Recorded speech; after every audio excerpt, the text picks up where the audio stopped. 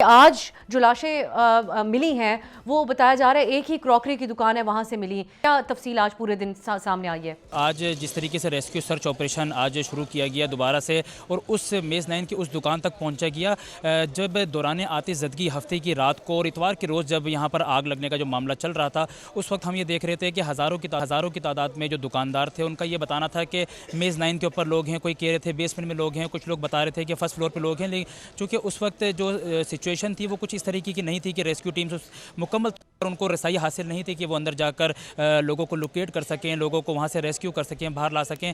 بہت زیادہ مشکلات کا سامنا کرنا پڑ رہا تھا.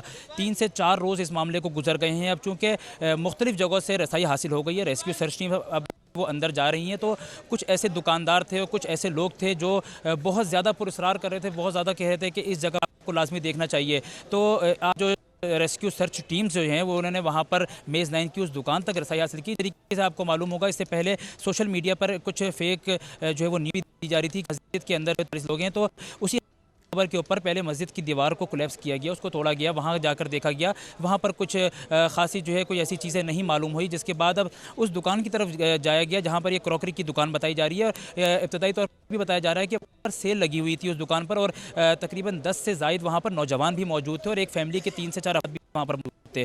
جب وہاں پر ریسکیو ٹیمز پہنچتی ہیں وہ عینی شاہد یہ بتاتے ہیں کہ ہم نے وہاں پر جو انسانی اعضاء جو ہم نے دیکھے, جو ہم نے وہاں پر باقیات دیکھی, وہ بتایا جا رہا ہے کہ تقریباً 25 سے 30 لوگوں کی ہے. اس بات کی مکمل تصدیق تو نہیں ہو سکی ہے, لیکن ڈی سی ساؤتھ نے بھی اس بات کی تصدیق کی ہے کہ وہ جو باقیات ہیں وہ 25 سے 30 لوگوں کی ہیں.